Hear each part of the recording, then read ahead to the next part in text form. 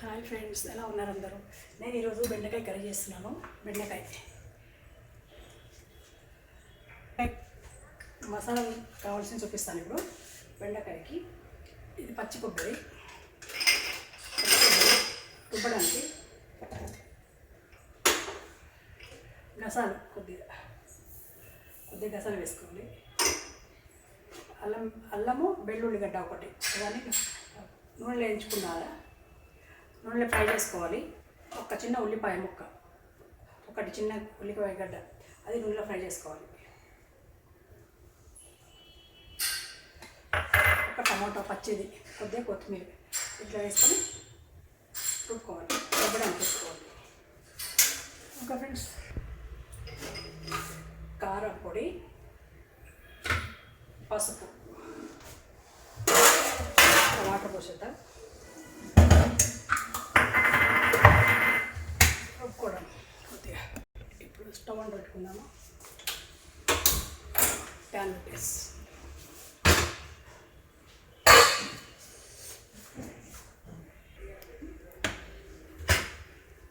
ఇప్పుడు ఆయిల్ పోయిద్దాం.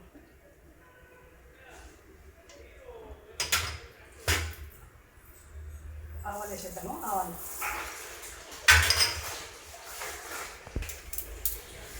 ఆవాలు చిటపట అంటున్నాయి.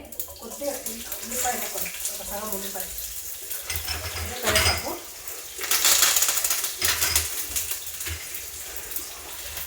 చింతపండు నానబెట్టుకున్నాము. బెండకాయ వేసిన తర్వాత కారం ఉడికినాక చింతపండు కొద్దిగా పోతాము, కొద్దిగా పోయాలి. పొడంతా వచ్చేసింది మనకి. ఈ మసాలా రుబ్బినాయి కదా, ఇది వేద్దాం.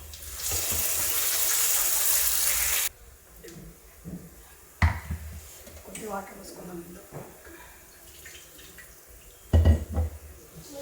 పెట్టేద్దాము.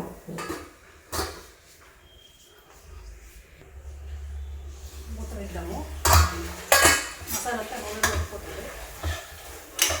ఇప్పుడు వాటర్ కొద్దిగా పోయాలి.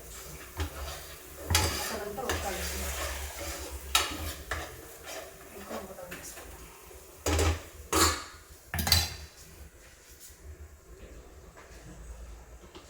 మసాలా అంతా ఉడికింది నూనెలో. ఇప్పుడు కొద్దిగా సాల్ట్ వేద్దాము. సాల్ట్, కళ్ళు వేస్తున్నాను.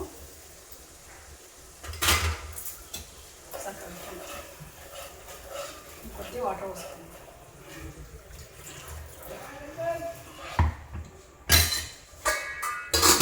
చేద్దాం.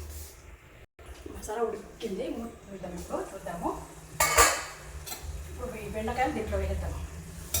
చూడండి, బెండకాయలు వేస్తున్నాం.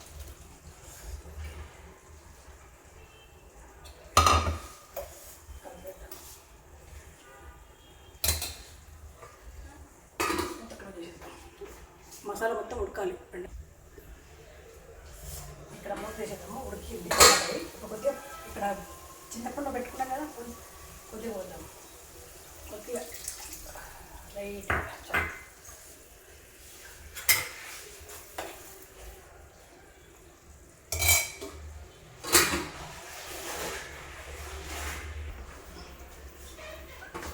కూర రెడీ అయింది. ఇప్పుడు మనము దీంట్లో కొద్దిగా జీలకర్ర పొడి వేద్దాము, ఒక టీ స్పూను. కొద్దిగా గరం మసాలా, ఒక చిటికెడంత సరిపోతుంది.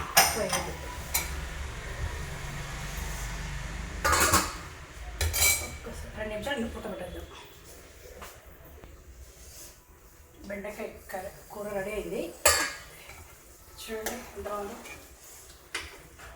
స్టవ్ ఆఫ్ చేస్తాం.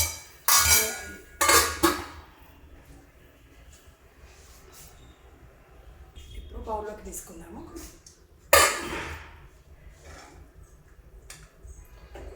అన్నంకి, చపాతీకి బాగానే ఉంటుంది. ముద్దకి మీరు కూడా ట్రై చేయండి. ఒకటే టమాటా వేయండి. చింతపండు పోస్తేనే అన్నం దానికి సరిపోతుంది.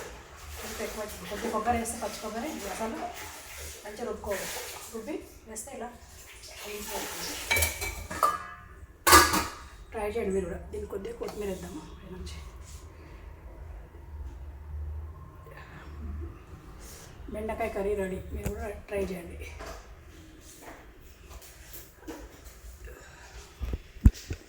ఓకే, బెండకాయ బెండకాయ కర్రీ రెడీ. మీరు కూడా ట్రై చేయండి. Okay friends, bye.